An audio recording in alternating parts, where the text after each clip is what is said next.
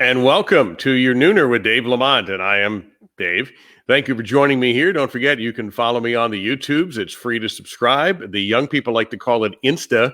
I'm on Instagram and Facebook Live, obviously, and on Twitter at Dave Lamont1.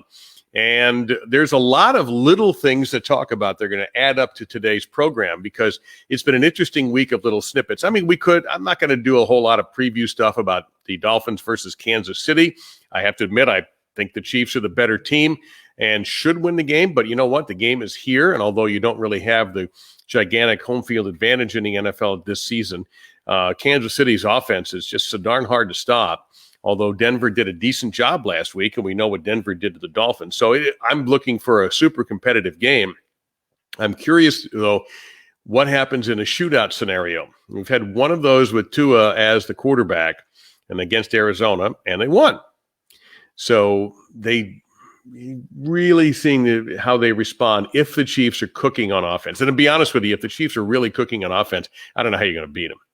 The other big game down in the neighborhood is the Hurricanes in North Carolina. Now, with Miami locked out of the ACC championship game, and there'll be a little bit more on that in a minute, a good North Carolina team that can score points. So you've got a real potentially exciting high-scoring game here with De'Ara King for Miami and Howell for North Carolina.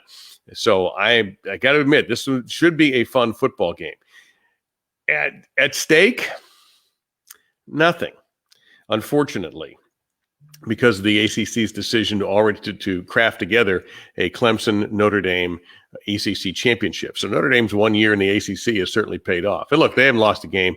And Clemson beat Miami. I didn't lose any sleep over that decision.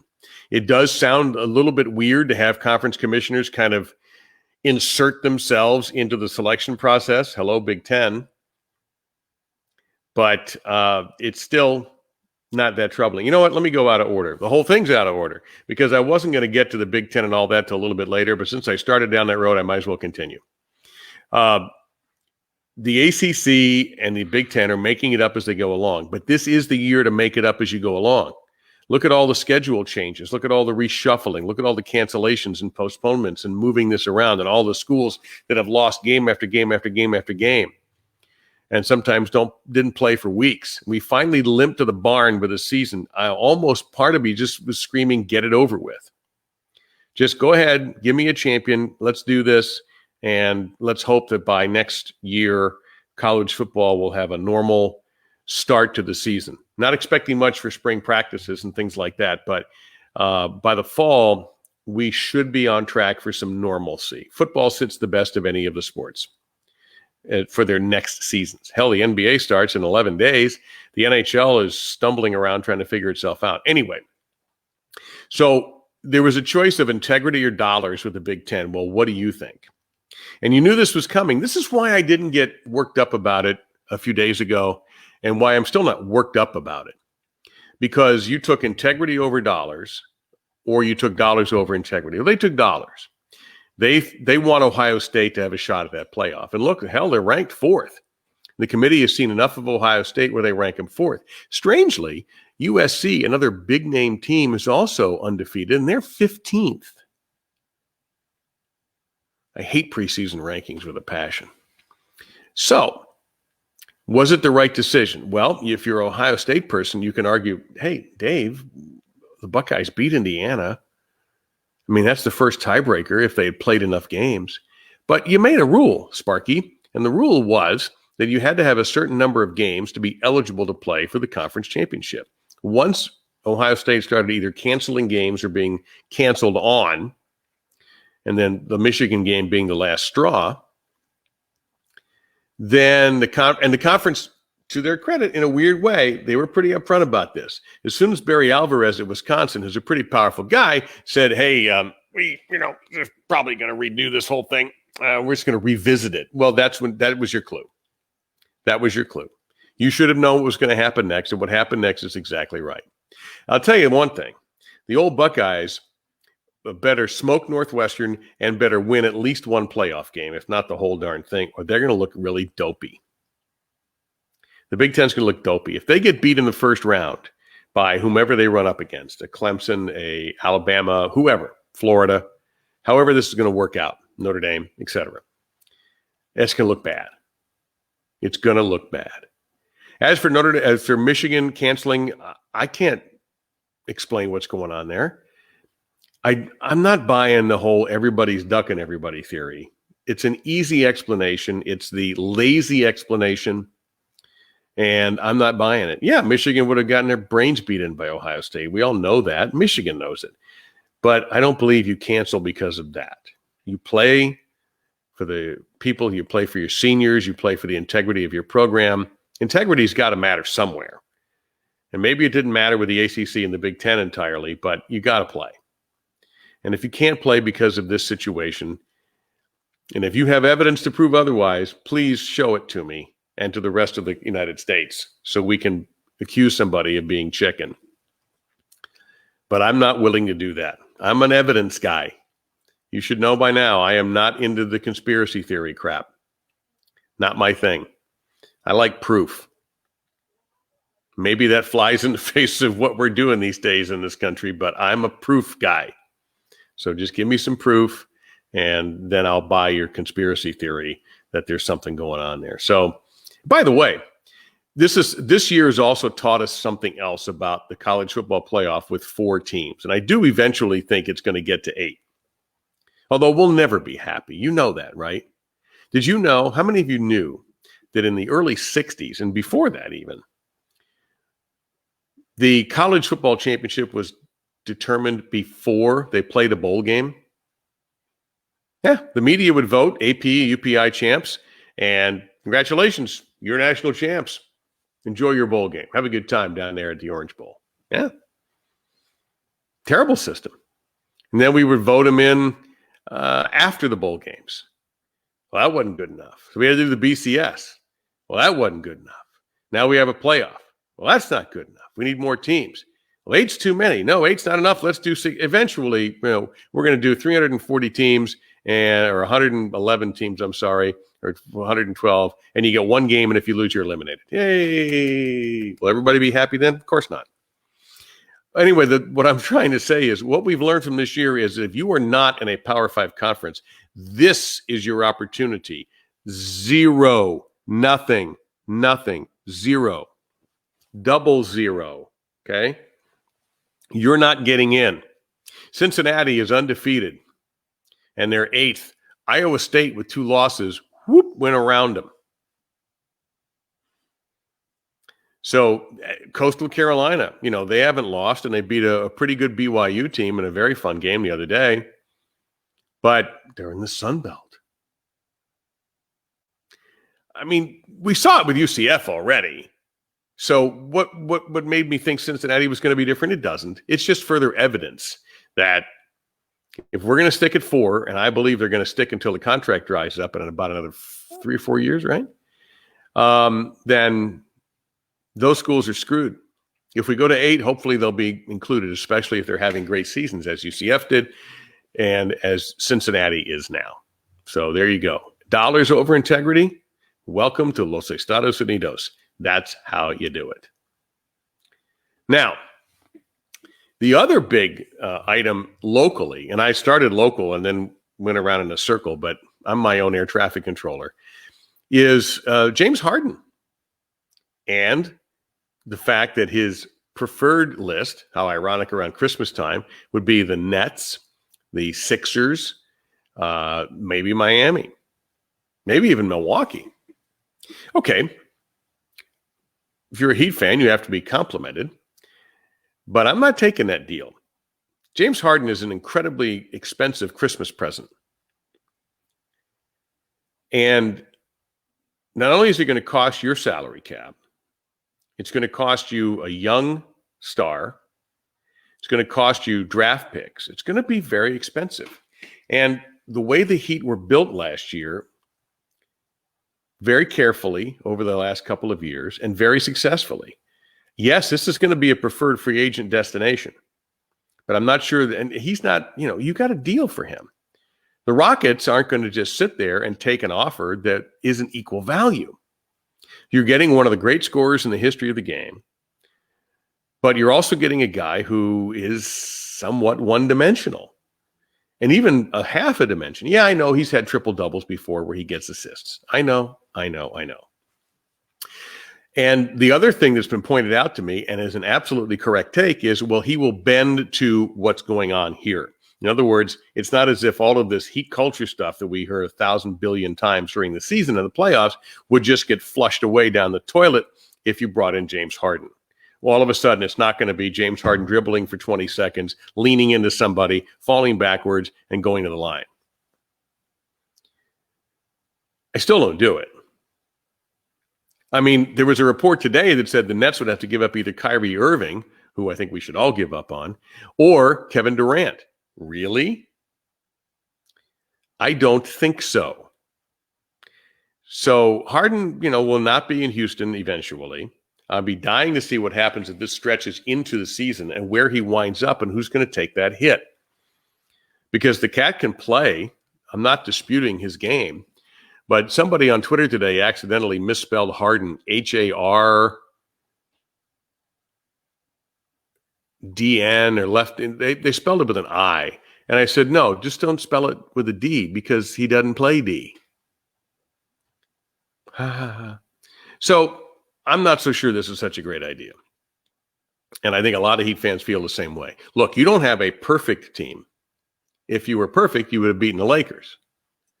But you have a great situation here. You have emerging stars. You just threw a ton of money at Bam Adebayo, which I believe was the right move. I do not think this is Hassan Whiteside, the sequel.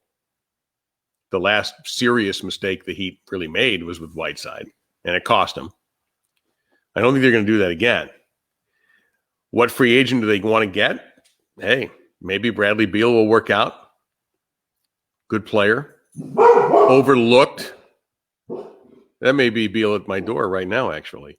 Overlooked in Washington. Even with John Wall not healthy, he's overlooked in Washington. That might not be a bad move, but I don't like Harden there. I just don't. Nothing against Harden. Nice guy, by the way. I've met him. Was at a bowling event with him, the Chris Paul thing we did for ESPN a while back. He charmed everybody, was nice to all of our people, took a picture with Randy Peterson and I. Seemed like a perfectly jolly fellow. But on the court, I'm not saying I could do better, but I could do differently. How about that? So for me, look, I am fully in the tank for Pat Riley. If Pat Riley makes that move, then I'm going to assume that he knows more than I do. It's a pretty safe assumption. And he knows more than you do. Also a pretty safe assumption. So that's that. Sticking with hoops. College basketball sputtering around as college football has done. Cancellations here, rescheduling there, somebody at the door there. All of that going on. And of all the teams that have decided to kind of pause themselves for the rest of the non-conference season, it's Duke leading the way. Coach K has said that, we really are wondering, why are we doing this? We have a vaccine on the way. Can we wait another month? And we're not going to do anything more. We're going to send our players home for Christmas. Hey, Mike, that might be the worst thing you can do. And I'm frightened about this because you get to this break period where right around December 23rd to the 26th, if you go to the airport, you're going to find a lot of college basketball players going home. A lot. We have experience with this in this household. So it's an awkward time of the year. And this year it's even more awkward because all the experts are saying you don't really want to go home. You don't really want to travel. You don't really want to be around a lot of older people and all this other stuff. And what's going to happen? Duke and a lot of other schools are going to just turn these kids over and say, hey, mom and dad, grandma, grandpa, here's your son or daughter back to play, from basketball. So how's that going to work out when they get back and the positive tests start popping up again? Now, there's an other end of this that the cynical ones are saying, well, the only reason Coach K wants to take a little break ski is because they've lost 2 non-conference games in a row at home. And I didn't just say that. A lot of people have said that because people don't like Krzyzewski because he's successful. Nate Oates, who's the coach at Alabama, who had been at Buffalo when my son was playing in the MAC at Western Michigan and did very well at Buffalo, and now took over for Avery Johnson in his second year at Alabama, was in a back and forth with a reporter who asked, I think her question was, do you believe, this is why Coach Krzyzewski is pausing Duke, or do you think it's because of the losses? And he goes, well, what do you think? And she goes, I think it's because of the losses. And he goes, well, I'm glad you said it and not me. I'll guarantee you Nate Oates is the only guy willing to walk up and put the blindfold on in front of the firing squad and take a shot. Because as I put in the teaser today, that's shooting at the almighty right there. Now, I don't think anybody in the ACC is going to say boo. But if you could, grab a coach confidentially, say, do you think this is just a bunch of BS or is he sincere? You're going to get a few people to say it's a bunch of BS. And I would be more on board with it if he wasn't talking about sending people home. That's the risk. How many of you have either decided I'm going to cool it for Christmas or I cooled it for Thanksgiving? I didn't go anywhere, or I didn't have people over to my house other than maybe the people who are living here. Or I'm not going to do anything for New Year's Eve that I normally would do. I'm not going to have a house party or go to a house party or go here or go there because I just think it's smarter to cool it. So I am very concerned about what's going to happen once college basketball, the very end of December, going into conference play in the very beginning of January, if you start sending all these people home. Including, by the way, our son, who will be home. Our youngest one, who's playing at Wyoming, will be home. Book the ticket. So we're healthy in our house, but still, what if he goes someplace? It's insane. So I see the cynicism and I understand it. I'd like to believe his reasons are pure, but I think they're a little bit off center when you start bragging about giving kids a break and sending them home. Like, man, have you not been paying attention?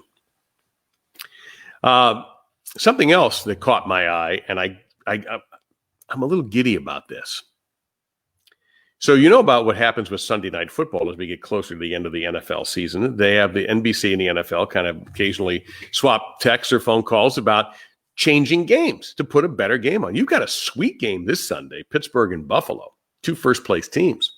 It's a nice game. The following Sunday, week 15, is the original schedule was Dallas and San Francisco. Well, if Roger Staubach and Joe Montana were playing, or Danny White and Joe Montana, I might be interested. Montana to Clark again? Sure. It's not that way. As I boldly forecast weeks ago, the Niners are not going to the Super Bowl again, and the Cowboys are not going to be in the playoffs again. Their season is an absolute wreck. So, NBC has had Sunday Night Football since 2006, which I didn't even realize it's been that long. For the first time, they have flexed the Cowboys off the schedule. They take that Niner game to Fox on a 1 o'clock, and the Sunday night game is the Browns and the Giants, 2 teams with playoff aspirations. Even though the Giants' record isn't very good, at least they have a chance to win their division. Probably have the best chance to win their division. And the Browns are a playoff team at the moment. It's a charming story. They may be finally living up to the expectations of their fans. And I think the Browns have a lot of fans around the country, sometimes maybe out of pity. Now, let me further explain my glee by announcing to you that I am not a Dallas Cowboys fan. I grew up in Northern Virginia. And do I have to explain anything else? Pardon my French, but when George Allen was coaching Washington in the early 70s, they weren't the Dallas Cowboys. They were the goddamn Dallas Cowboys. And even though Jimmy Johnson, whom I admire greatly, was the coach of the Cowboys, and people I know even played for them, not on board with that. And I got to tell you something. Every NFL season, on a Sunday night, we'd be hit with the Giants and the Cowboys or the Eagles and the Cowboys. I'm not having any of that. I'm not interested. So, was it Daryl Hammonds as Sean Connery who once said, "Suck it, Trebek. Suck it long and suck it hard." Sorry, Cowboys. Enjoy the game. You'll be home to watch it. Finally, something that is disturbing. Not just my terrible Daryl Hammond, Sean Connery impression, but this is something I had to comment on. And it's not an upbeat way to end the show, I guess, but this is, I wrote it down and I really wanted to get into it. And look, I'm going to make this very simple. There is simply no other opinion here. Now, you know by now, I like to look at two sides of a story. I think that's the only fair way to do it. You need to respect a differing opinion. In this case, there is no differing opinion. And it's about, and you may have seen it already, the video that went public of the youth football coach whacking one of his 9-year-old players upside the head at an event in Kissimmee, which, if you don't know, is basically Disney. The coach is from Savannah, Georgia. I have no idea what the young boy did, and this is a boy. And the video is disturbing. And the repercussions, fortunately, have been swift and firm. That coach, his name is Jarrell or Williams, was told, "You're never coaching youth football again." And I would hope any youth sports. I would hope the AAU would keep him out of basketball, and whoever runs baseball would keep him out of baseball. Hi, Riley.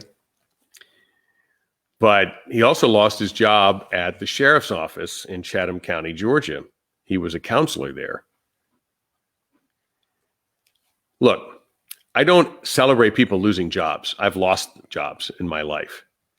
And it's an awful feeling, as we all know. I'm sure everybody who's watching has lost a job at some time or another, whether you've done something stupid or whether somebody just fired you for money reasons or whatever. But he deserved it. There have to be repercussions in a situation like this. And he tried to make an apology on Facebook and actually said something like, "I should have waited till we got back to do what I did." Really? Look, I coached my kids and other people's kids till they were about 10, and I never hit a kid. I wasn't the nicest guy in the world to officials, referees, umpires, and so forth, and I regret that. But I didn't do anything to my players. I didn't scream at them or yell at them or abuse them or any of that stuff. I didn't really see any of that where I live. Sometimes I wish I could do it over again and do it better. But there's just simply beyond zero excuse. That's why I said you can't take another opinion here. There is no other side. There is no other, well, what do you think the guy was going through? No. There's no other opinion. You slam the door on this one. You hope it never happens again, that we never see it again. But you have to realize it probably has happened before. It's just that somebody captured it on video. Now, the boy's mother has decided not to press charges, and that's her business, and that's her right. I don't know if I would have pressed charges. I have to admit, if that had been my son, maybe if that had been my son, I would have gone down and confronted the coach. I have certainly seen coaches yell at my boys before, but never hit them. And very often, the chewing out they got was justified. And I've always felt that if you're going to chew somebody out in life, that you better have a reason and a teaching moment with it, and not just scream at them for the sake of screaming at them. Same thing goes for beautiful animals. You get mad at them. We all do. You don't strike them. Maybe if they're trained, you can teach them, don't chew the carpet, don't poop in the house, that kind of stuff. So I can only hope that somehow this guy straightens his life out. He doesn't belong coaching children, doesn't belong coaching at all. And I hope he gets another job. And I'm sure, I can't say I'm sure he will in this economy, but I'm hoping he finds work. And I'm hoping he understands his mistake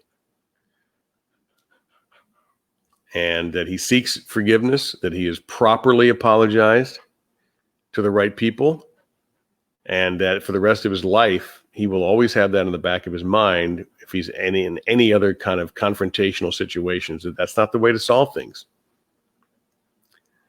So I'm hoping he gets it straight, and I'm hoping the young man who was attacked, I don't believe he was injured. He did have a helmet on. But there's just no place for that. There isn't. And the punishment was the right thing to do. So that's it for this week on the Nooners for Monday and Friday. I'll load this. I don't think I did Monday's Nooner on YouTube, so I'll put that up there as well if you want to watch it there. You can always watch it on my page. And I certainly appreciate. I hope your holiday shopping is going well. Happy Hanukkah to those of you who are celebrating. I mean, wonderful time of the year. I love this time of the year. There's so much going on. Even in the weirdness, we're somehow still able to watch games, and I am eternally grateful for that. So, and I'm grateful for your support and for your viewing habits as well. So we'll see you Monday. I had promised a guest about an aspect of sports that I had not considered, and I was very surprised to find out that there is an aspect of sports that is making money, and my guest will be addressing that next week, and I'll let you know if it's Monday or Friday. Take care. Have a wonderful and safe weekend, and don't be like college basketball coaches on the sidelines. Wear your mask and wear it properly. That'll do it. See ya.